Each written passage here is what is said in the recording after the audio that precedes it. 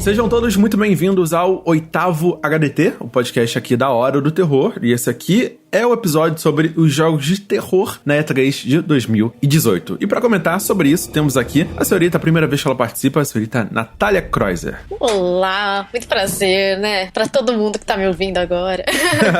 Mas a Natália não é nativa dos podcasts, né? Você tem um canal no YouTube e participa de várias coisas, vídeo principalmente, né? Exatamente, o YouTube é meu carro-chefe, né? Mas eu já participei de outros podcasts do Podcastinadores. Eu sempre eu me enrolo pra falar o nome deles. Mas aí é mais voltado pra filme mesmo, de heróis, geralmente. Filmes nerds. E também do... Sabe o pessoal do Electronic?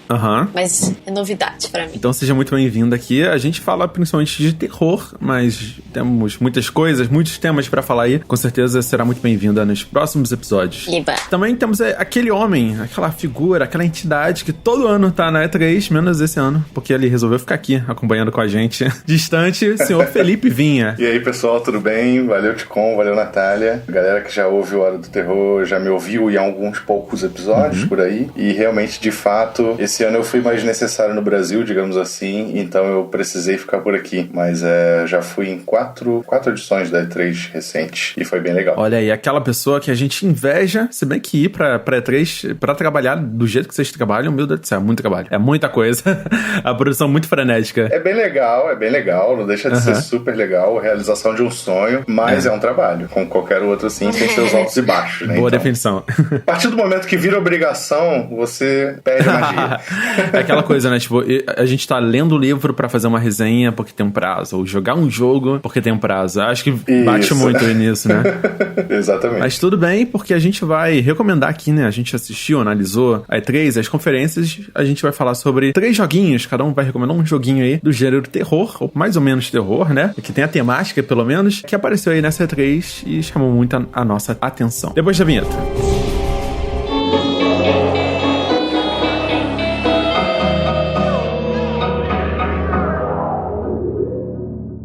Eu queria começar esse programa pedindo, assim, uma opinião mais abrangente, né? Não só falando dos joguinhos de terror, mas pra vocês, como é que foi essa edição da E3 comparada com as outras edições, né? Como cada empresa se posicionou e se foi a expectativa que vocês estavam tendo, ou se decepcionaram, surpreenderam. O que vocês acharam da E3 desse ano? Começando com Natália. Eu acho que a gente tá numa pré-virada de geração, né? Tendo aí, eu acho que mais 2 anos pra ter a próxima geração de consoles. Então, o que a gente viu mais foi muita apresentação do que vai vir mais pra frente, sabe? A gente consegue ver alguns jogos que tiveram melhores gráficos, mas teve muita apresentação de jogo que não falou muito sobre, como foi o caso de Death Stranding, que ainda é uma incógnita, sabe? The Last of Us, mesmo que tenha tido a gameplay, você também já tem uma percepção que é a próxima geração. O Cyberpunk 2077, o próprio produtor, o diretor, ele tinha falado que o jogo ele ia se utilizar de tecnologias futuras dos games, então isso já dá a entender também que é pra uma próxima geração. Então eu acho que teve muita apresentação de jogo que é pra uma próxima geração, mas ao mesmo tempo, claro que tiveram os que estão pra sair. Eu acho que a Nintendo arrebentou muito nisso, porque ela veio com 3 nomes muito fortes pra outubro, novembro e dezembro, que foi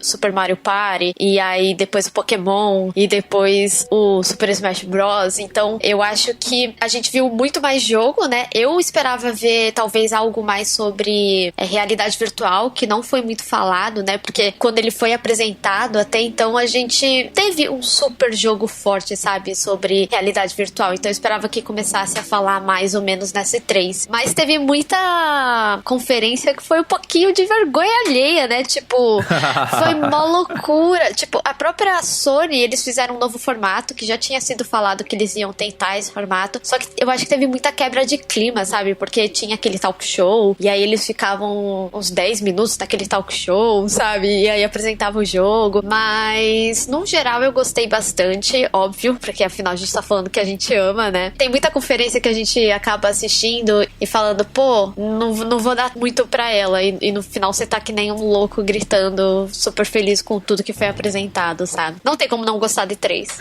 A gente sempre se diverte muito, eu tento sempre parar tudo que eu tô fazendo, na medida do possível, ou dar uma escondida aqui na janela aqui pra assistir enquanto eu tô mais ou menos trabalhando ali, né? né? Meio difícil.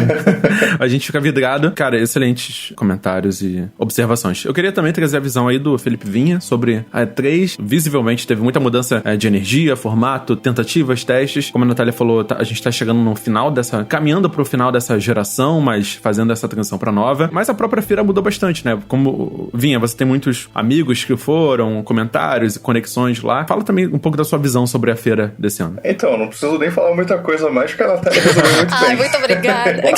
Vou tentar dar a minha visão de quem teve lá no passado e esse ano não, mas reparou algumas mudanças. Porque a visão geral a Natália realmente já deu muito bem. E eu concordo com absolutamente tudo que ela falou. Mas assim, o que eu posso te dizer é o seguinte, em relação ao ano passado e esse ano. Ano passado a E3 ela abriu pro público pela primeira vez, né? Claramente isso foi um freio imenso para uma série de produtoras. Porque, por exemplo, a E3 era só imprensa e pessoal de mercado. Então, quando você vai mostrar um jogo seu pra imprensa e pra quem trabalha no mercado, o seu jogo vai estar cheio de bugs, porque ele tá em desenvolvimento e vai ocorrer algum problema na apresentação. Então, a galera que trabalha e quem é da imprensa entende isso, sabe? Quando vai testar um jogo, quando vai ter um jogo apresentado a portas fechadas, todo mundo entende isso e releva e fala, ó, o jogo tá em desenvolvimento e tal. Mas quando você lida com o público geral, né, e aí você tem nesse meio desse público fanboys, galera inflada, que leva lá pro lado da console war e tal. E aí, ano passado, isso esfriou muito a E3. Foi claramente uma edição bem ruim, bem fraca, com poucas novidades, assim, porque as produtoras estavam com receio de mostrar os seus jogos. Por exemplo, o Homem-Aranha, que a gente viu esse ano na Sony, o Spider-Man, ele foi anunciado em 2016 e ano passado ele não estava jogável, né? Então você imagina por quê? Por conta disso que eu acabei de falar. Ele só tá jogável esse ano, que já tá, digamos assim, 100% mais maduro, né? Tá prestes a sair, que é agora em setembro. Então tá muito mais seguro de você mostrar pro público. Então o que eu reparei esse ano, mesmo não estando lá, foi que as empresas, elas estão começando a se acostumar mais com o público e aí elas estão levando um pouco mais os jogos novos pro público jogar nas estações públicas e tal. Então isso realmente foi uma mudança clara, não só de 2016 para 17, mas de 17 para 18. E uma visão assim mais próxima de quem já esteve lá também. Mas em termos de anúncios, cara, eu achei incrível também, porque muita coisa boa foi revelada, apesar de muita coisa ter sido deixado de fora, né? A gente teve aí altas esperanças de ver o Final Fantasy VII, a gente não viu. A gente queria ver mais do jogo dos Vingadores da Square Enix também, que tá em produção já há uns 2 anos, a gente não viu nada. Então, teve algumas coisas bem decepcionantes, sim, ainda, mas eu acho que no geral foi uma edição bem melhor do que a do ano passado, só por conta disso que eu expliquei. Muita gente, né, a maior parte das pessoas surpreenderam muito com a apresentação da Xbox, né, Microsoft, porque eles subiram muito o nível de hype e apresentações e seleção de títulos. Foi incrível. Como a gente não esperava, né? A gente realmente não esperava. Eu não sei vocês, mas pra mim foi a melhor apresentação da E3 de coleção. Sim, eu achei muito boa mesmo. O formato da Sony que ela tentou trazer desse ano quebrou muito o feeling, né? O flow de apresentações e anúncios e tal, porque eles tentaram trazer uma coisa mais poética, uma coisa mais performance, quebrava com instrumentos, né? Quebrava pequenas animaçõezinhas, quebrando também com esse talk show, né? Que a Natália comentou. Um exemplo claro pra mim é quando a Nintendo abriu, né? O jogo em relação ao Zelda, né? O último Zelda, que ela fez uma apresentação na E3, que era basicamente uma grande apresentação com gameplay e o diretor falando sobre o jogo. E isso meio que broxou muita gente, porque todo mundo tava esperando mais coisa e tal. Só que a Nintendo diluiu muito desse conteúdo ao longo dos dias e tal. Esse ano a Nintendo me surpreendeu muito, não só por revelar tanta informação e tantas datas próximas, né? Ela realmente consegue manter esse fluxo de jogos proprietários a cada mês, e é uma parada que mantém o console aquecido, né? E a produção e a expectativa dos fãs, mas também como eles estão sabendo utilizar cada vez melhor a Nintendo Treehouse, porque cada dia eles mostram várias horas de gameplay com comentários dos desenvolvedores e anunciam novas coisas. Então eles anunciam personagens novos, modos novos, gameplays e novidades que faz você querer ver, sabe, essas horas de conteúdo extra, porque coisas estão sendo anunciadas. Muita gente está esperando novos personagens do Smash Bros. Serem anunciados nesse formato. Pô, vai ter o Simon Belmont, é uma grande dúvida se vai ter mesmo, mas tem rumores e tal. O Ridley foi vazado, que ele ia ter e tal. Enfim, aí tá todo mundo nessa expectativa. E me esclareceu muito o formato do novo Pokémon, né? Que muita gente tava em dúvida ainda, que parece mais um remake do Yellow, enfim. Todas essas coisas, a Nintendo soube diluir bem e trazer essas informações pros jogos dela. E as parcerias que ela fez com novas desenvolvedoras, né? A Nintendo tá conseguindo abocanhar esse mercado de uma forma que ela consegue correr paralelo a todo mundo, sabe? Ela corre paralelo do PC Gaming, do Xbox, corrida, PlayStation, sabe? Ela consegue fazer isso, focando justamente nos jogos e não no hardware. Então é muito impressionante o que ela tá fazendo, continuou fazendo do ano passado para esse. Wait! Don't shoot! Get down! E esse foi o nosso overall aí da E3. Mas a gente tá aqui pra recomendar joguinhos de terror, né? Que a gente viu e surpreendeu. Eu queria pedir aí o Vinha, que deu a sua opinião, mas eu sei que ele tem um gosto mais apurado e meio otaku. Eu queria ouvir dele um jogo que chamou a atenção e tem uma temática de terror, assim. Tiveram muitos, né? Tanto diretamente quanto indiretamente, ligados ao gênero do terror, né? Mas o que eu curti mais, assim, foi o Sekiro, Shadows Die Twice, que tem um nome difícil, mas parece ser muito legal. Principalmente por conta da produtora dele, que é a From Software, que quem já jogou aí muito no PS4 e Xbox One conhece de jogos como Dark Souls e Bloodborne, que aí sim são jogos bem voltados pro horror e aquele tema gótico do Bloodborne e tal. O Sekiro, ele é ambientado no Japão, no fim dos anos 1500, se eu não me engano, Japão feudal, período Sengoku, toda aquela história, né? E você joga com um samurai, se eu não me engano, um samurai, posso estar enganado, mas eu acho que ele revela, é um samurai, Você tem que fazer missões em nome de um lord lá e tal. E ele vai ter todo o esquema similar, né? Não igual, similar ao que a gente viu em Dark Souls, né? Que é aquela dificuldade alta, os monstros assustadores e baseados em lendas folclóricas japonesas, e os inimigos também humanos, outros samurais, ninjas, outros lords e tal. E esse jogo, só pela temática, já me deixa, né, de cabelo em pé, porque eu adoro o Japão, tudo que é relacionado ao Japão.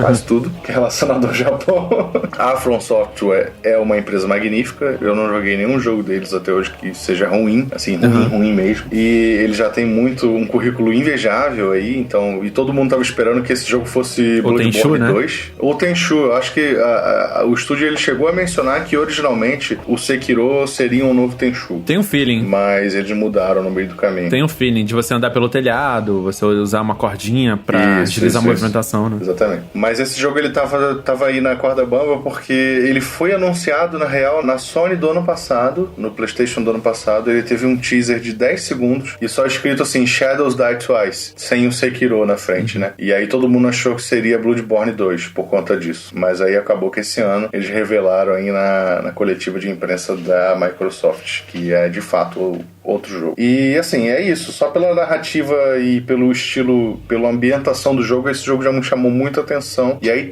vai trazer toda aquela aura meio soturna, meio de terror. Vai ter os monstros escabrosos que a gente está acostumado nos jogos da From Software, entre outras coisas. Se você quiser ficar de olho num jogo promissor, não sei se é bom, né? Porque eu não joguei, mas é um jogo promissor, que sai ano que vem para PS4, Xbox One e PC, que lança, né? O Call of Duty, que lança outros jogos aí muito famosos, badalados, vai apostar numa marca nova, né? Mas a From Software tem muito disso, eles lançam com outras editoras, né? Muitos jogos. Tem jogo que saiu pela Bandai Namco, tem jogo que saiu pela Sony e por aí vai. Tem um outro jogo que eles vão lançar com a Devolver, que é um remake de um jogo antigo deles, Metal Wolf Chaos, se eu não me engano, e agora eles vão lançar isso pela Activision. Então fiquem de olho, Sekiro Shadows Die Twice. Maravilhoso. Sobre ele, eu gostei muito do gameplay, né? Foi mostrado durante a E3. Ele é bem fluido, ele parece bem mais frenético comparado com os outros jogos da franquia, principalmente pelas mecânicas. Ele tá sendo testado lá pelos jornalistas, esses textos e vídeos que a gente viu de lá, mas curiosamente esse é um jogo que não está no show floor, não está disponível pro público jogar e nem pros jornalistas dentro da feira. Quem tá testando ele tem que sair da E3, ir em um prédio ali perto, onde está instalada a Activision. Os testes estão sendo feitos fora. E aí tem uma sala dentro de um prédio da Activision, onde um hotel lá que eles estão instalados, e você entra só pra jogar Sekiro. Será que isso tem a ver com o que você falou lá dos jornalistas e... É muito provável, é muito possível, porque ainda que esse ano tenha melhorado bastante essa situação, ainda tem muito jogo que está em estágio bem inicial de desenvolvimento. Então eles provavelmente eles querem limitar o acesso só à imprensa mesmo, para evitar problemas. Total, né? Aquela hype descontrolada, hypada de fã mesmo que faz isso. O meu único comentário no trailer ficou visível que existe meio que um renascimento durante a partida. A gente é muito acostumado a morrer o Bloodborne, o Dark Souls e tal, e recomeçar daquele ponto onde a gente salvou o jogo e tal. Mas parece que eles vão dar um revamp nessa mecânica, ou pelo menos dar uma atualizada, onde você vai ter, de repente, uma segunda chance, né? Porque o próprio subtítulo fala sobre morrer 2 vezes. Eu espero que isso ajude principalmente pra galera nova, a galera que vai ser introduzida a essa mecânica, esse universo do Dark Souls. E isso pode, de repente, dar uma facilitada, ou pelo menos uma animada melhor, sabe? Porque às vezes fica uma mecânica meio repetitiva e cansativa, sabe? Você morrer muitas vezes e voltar pra aquele lugar pra tentar de novo, pra simplesmente fazer a mesma coisa que você tava tentando fazer. De repente ele dá uma agilizada e corta uns minutos aí de gameplay toda vez que você vai tentar de novo. Wait! Don't shoot! Get down!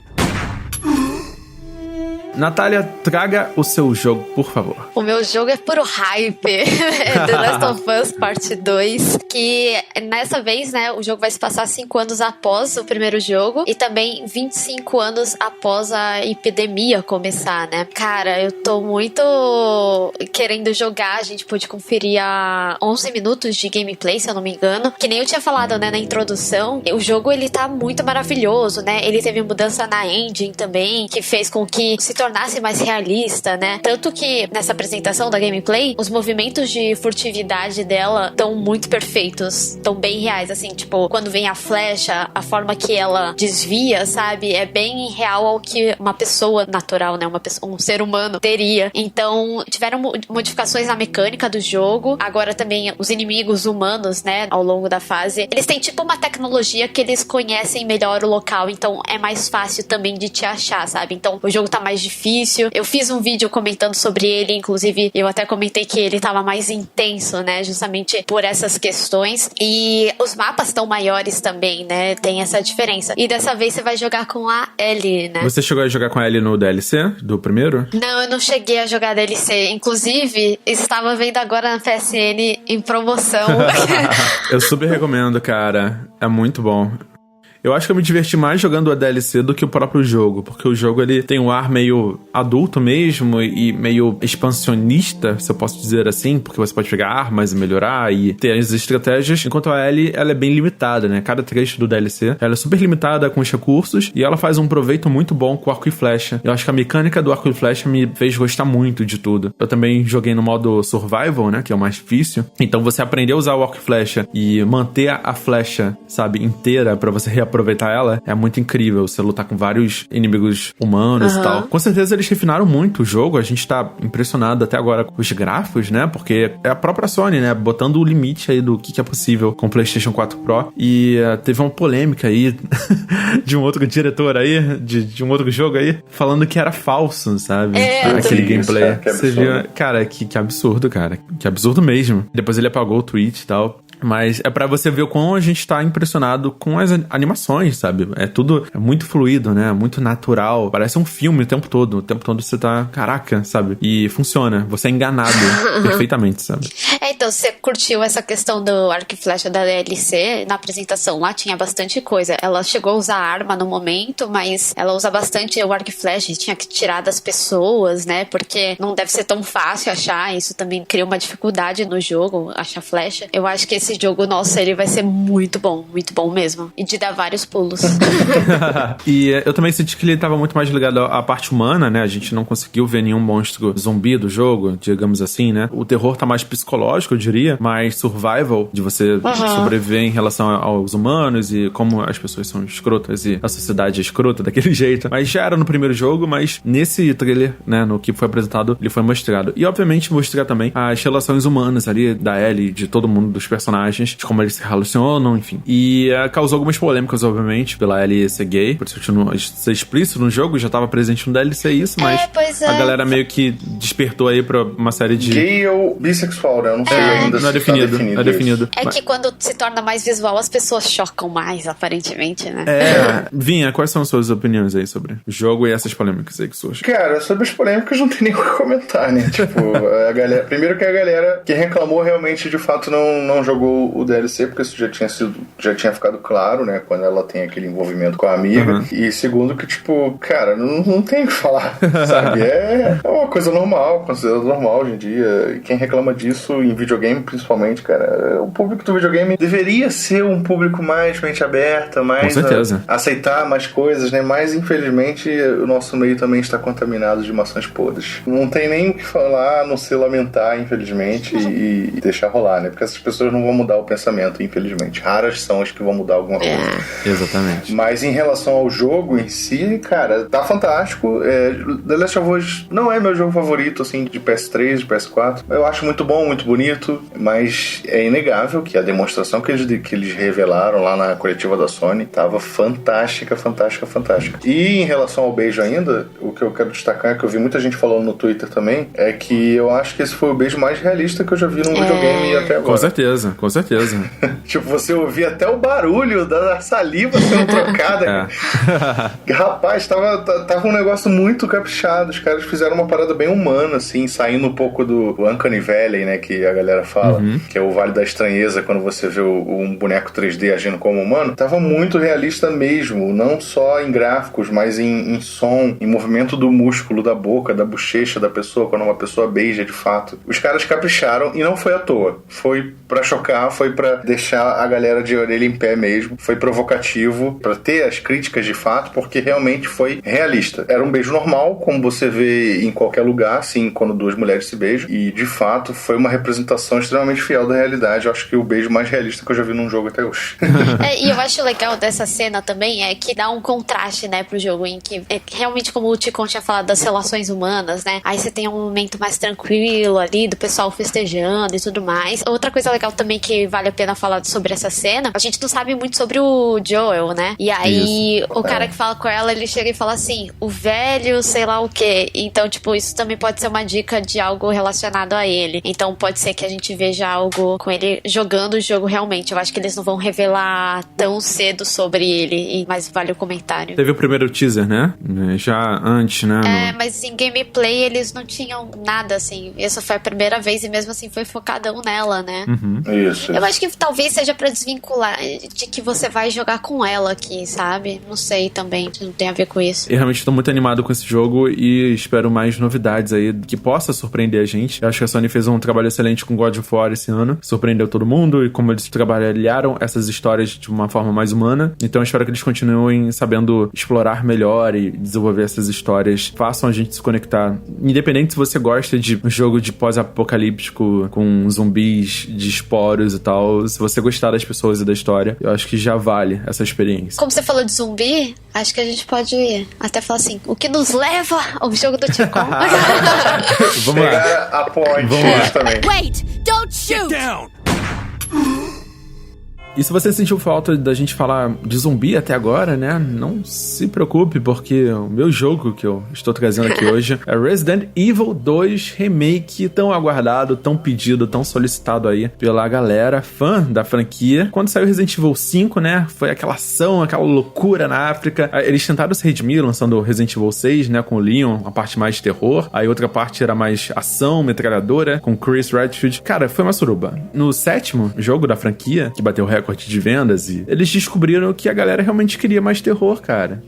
Eles não precisavam abrir para um público maior botando ação pra cacete, porque a galera da ação tinha muita opção já, né? Então eu vou falar, pô, esse jogo aí de terror, eu acho que dá pra ser só terror também, e a galera vai comprar bastante, e não vai ter tanto xingamento e crítica como houve. Então, de lá pra cá, a gente teve muito feedback, né? Existia um projeto aí de remake feito por fãs, tava bem avançado, jogável até em boa parte. A Capcom pediu pra que eles parassem, cancelassem essa produção. Trouxeram essa equipe fã pro desenvolvimento desse novo. Então teve muito input da própria comunidade. E graças a Deus, essa é a primeira visão que a gente tá tendo do jogo. Já teve alguns vídeos de gameplay de 10 minutos, 12 minutos, pra gente ver como é que tá o fim do jogo. E graças a Deus, eles não só revisaram o jogo do zero, utilizando a nova engine do Resident Evil 7, que eles estão utilizando, mas eles trouxeram um ar de novidade pro jogo, porque os personagens, o Leon e a Claire Redfield, eles estão mesmo bem mais jovens, como era na época do jogo, e eles estão muito mais realistas, um pouco menos fantasioso e mais realista no sentido humano e físico da coisa. E você percebe que é um jogo de terror mesmo, assim.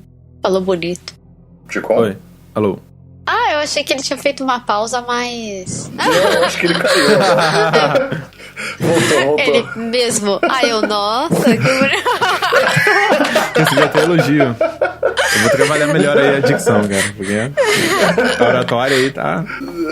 Skype me favorece. Vai, prossegue. Enfim, todas essas pequenos detalhes, ele contribui muito pra uma atmosfera de terror que tava todo mundo ansioso, porque podia ser uma merda. Podia ser todo cagado, sabe? Podia ser Resident Evil 2 over the shoulder bobo. E não, eles trouxeram tudo novo. Tanto as roupas quanto a própria delegacia, você vai reconhecer muita coisa legal, mas vai ter muita coisa nova. E eu acho que esse senso de descoberta vai trazer esse feeling de novidade, de nostalgia ao mesmo tempo. Cara, você falou tão bem, principalmente dessas questões gráficas, sabe? Dá pra ver que teve um ganho, e eu acho que principalmente que teve um carinho envolvido ali, sabe? Em refazer esse jogo. Eu cheguei a jogar no Xbox One, que eu joguei, só que eu joguei collab, né? E eu acho que na questão do terror, ele tá muito bom também, tem algumas coisas bem realistas, né? Na gameplay que foi mostrada, teve aquele zumbi, né? Que tava assim, tipo, com essa parte da arcada dentária aberta. Eu acho que é realmente isso que o Ticon falou, de ser um jogo que o público de Resident Evil realmente gosta, sabe? Que tava faltando, que trouxe no set e trouxe essa realidade pro gráfico, assim, um pouquinho mais. Eu, particularmente, gosto muito do set também, né? Então, é legal ver que eles utilizaram da engine, né? Pra refazer esse. O que você falou é super acertado, assim. Tá muito realista mesmo. Não é só mais atirar na cabeça do zumbi e ele cai. Uhum. Eu vi gente nas gameplays atirando na cabeça do zumbi e o zumbi não morrer.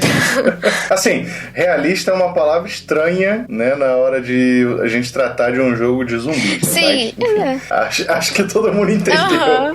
Uhum. Eu vi uma gameplay também onde o cara atirava, tipo, no braço do zumbi. E aí o braço, quanto mais ele atirava, o braço se desprendia e caía no chão. Nossa, e o zumbi continuava avançando. Muito bom. Fantástico, fantástico, fantástico. Eu acho que esse Resident, ele vai ser um destaque imenso, assim, ano que vem. E bom que ele já tem data de lançamento, né? É um plus, porque a gente passou aí por uma E3 onde diversos jogos não tiveram data, suas né? datas de lançamento. Eu vi aqui, ó, 25 Sim. de janeiro. É início de 2019, mas já tá pertinho. Não, pertinho, 6 meses praticamente. Junto do Kingdom Hearts, que também sai início de janeiro. Mas, tipo, a gente passou por muitos jogos grandes que não tiveram datas. Então, isso ter uma data é algo digno de nota agora. É verdade. Eu também queria chamar a atenção para que os modos extras, né, do quarto sobrevivente e do Tofu, eles voltam, não como DLC, mas como parte do jogo integral. Então você vai ter os extras do jogo original, tanto as roupas quanto os modos extras. Tinha muita gente reclamando da fisionomia dos personagens, porque não se parece muito com os personagens que a gente conhece. A gente tem que lembrar que é 96, 98, né? Essa época aí do Resident Evil 2. Então eles estão com 18, 19 anos, acredito. E são muito novinhos. Estão passando por todas aquelas coisas, é natural eles quererem trazer uma nova fisionomia aí pros personagens, o que não atrapalha muito, eu até gosto, porque parece que é um jogo novo mesmo, assim. Se eles trouxessem o clássico Leon, a clássica Claire, como a gente conhece dos games, eu não sei, acho que ficaria mais do mesmo, talvez. E dessa forma como ficou, parece que é um jogo novo, uma versão nova, podendo aí ter outros remakes que vão ficar tão interessantes quanto esse 2. Gostei muito dos trailers de revelação, né, que foi dando os hints, né, ele abre com um rato subindo uma estante, e aí você tem um PlayStation ali perdido, e é uma discussão entre duas pessoas. Quase ninguém viu esse PlayStation. É verdade. Tem um PlayStation, um controle e um memory card. Olha aí. Tá tudo na mesma mesa. Cara, então pra mim foi maravilhoso a forma como a Capcom fez isso. Podia ter errado muito, né? A gente sabe que a Capcom, baseado aí no conhecimento do Resident Evil 6, principalmente, foi uma derrota, não financeira, mas pros fãs, assim, da série ficou bem ruim. Eles conseguiram acertar. Resident Evil Revelations 2 ficou muito abaixo do esperado, de qualidade, apesar da história ser legal, mas a produção ficou muito, eu não sei nem descrever, acho que ficou arcade, pelo formato e mecânicas. Então a expectativa tava alta e eu acho que eles acertaram em cheio, principalmente vindo do Resident Evil 7, que já tinha acertado. Então a gente quer ver mais disso, assim, e eu quero ver muito mais, tô muito animado com Resident Evil 2. Quando revelaram o trailer, eu fiquei tipo aquele meme dos pais que vão ver a filha formada e botam, você não fez mais sua obrigação.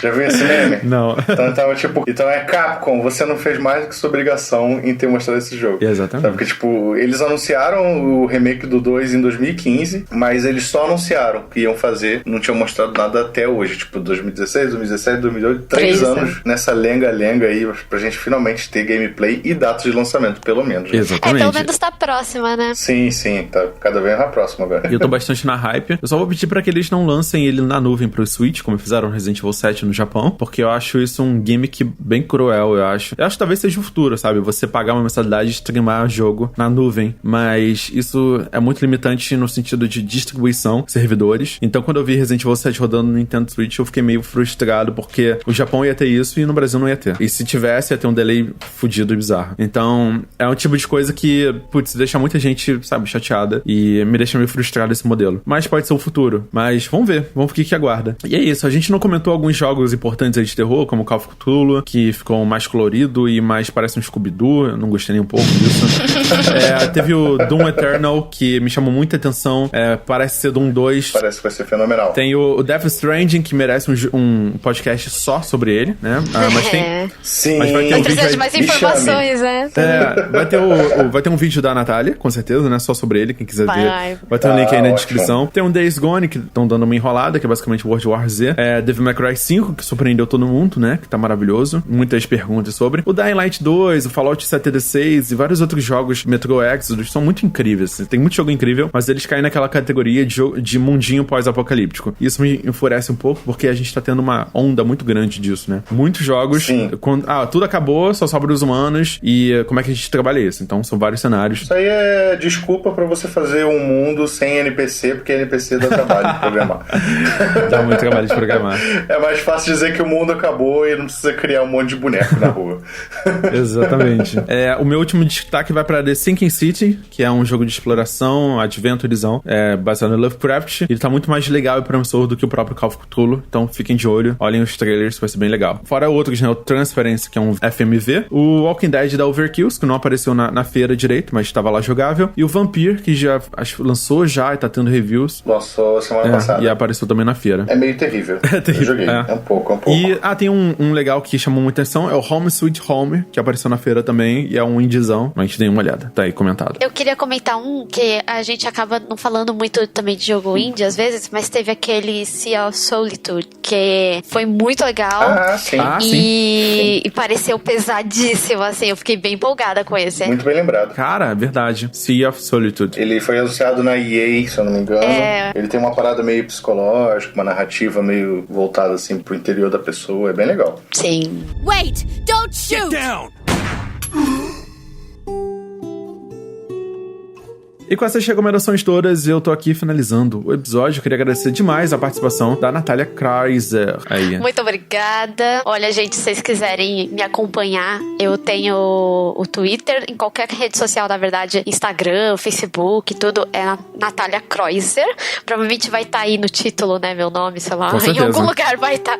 E aí eu tenho o meu canal principal, que é de série e filmes, o Kreiser, tipo Freud. E agora voltei também com o meu canal de games, que é o Crusher Plays. Eu falei bastante de E3, tem vídeo sobre The Last of Us, que nem eu tinha comentado, tem vídeo sobre a Nintendo, vai ter sobre Death Stranding, não sei quando que vai sair, talvez já tenha saído esse vídeo. Enfim, me acompanhem, espero que vocês gostem do conteúdo. E claro, obrigada pelo convite. Você será muito bem-vinda aí em próximos episódios e outros temas, com certeza. Todos os links para as redes sociais, os canais que a Natália produz, estão aí na descrição, então é só clicar aí se você acessar o site. Também queria agradecer a participação do Felipe Vinha. Parecido com a Natália, se você procurar meu nome, Felipe Vinha, Instagram, Twitter, Facebook, você me acha. Hoje eu faço parte da equipe da Legião dos Heróis, onde eu escrevo sobre séries, filmes, games, qualquer outra coisa relacionada. E eu tô voltando aí muito em breve, tá? Com o meu canal sobre quadrinhos, que é o Gibizando, com 2 Zs. Eu iniciei ele ano passado, mas dei uma parada porque a vida estava muito frenética. Mas eu retornaria aí com vídeos sobre quadrinhos, insights, aí que eu ando tendo com as minhas leituras. Postarei tudo lá, então se você curtir quadrinhos, não deixe de assinar que eu volto logo, ok? E, claro, também, obrigado pelo convite. Sempre que possível, estamos aí para falar de coisas escabrosas, coisas aterrorizantes, coisas que não te deixam dormir durante a noite. Com certeza. Temos muito o que falar ainda. E se você, ouvinte, achou que faltou algum jogo, queria comentar mais sobre alguma coisa, vá lá no horadoterror.com e comenta nesse episódio aqui de podcast, que a gente vai começar a responder e ler os comentários de todo mundo, interagir com a gente. Muito obrigado a todos pela gravação de hoje. E é isso aí. A gente se encontra aí semana que vem. Um abraço. Valeu. Falou, galera. Abraço. Tchau, tchau.